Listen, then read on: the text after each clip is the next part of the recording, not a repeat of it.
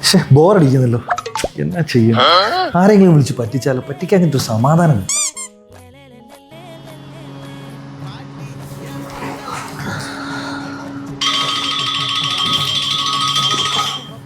നേരത്ത് hello hello ആ എന്നാ ഉണ്ട്? എന്തുണ്ട് വിശേഷം?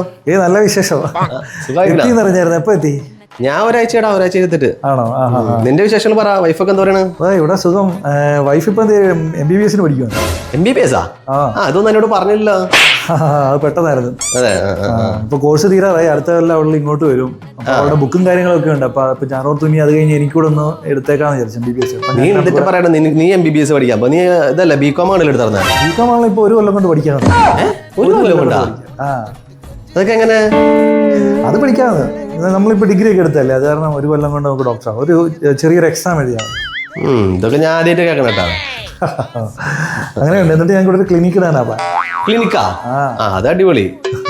2 ആൾക്ക് ഒരുമിച്ച് ജോലി ചെയ്യാം. അത് തന്നെ. പിന്നെ ക്ലിനിക്കില് നമുക്കൊക്കെ ഒരു ജോലി തരണേ.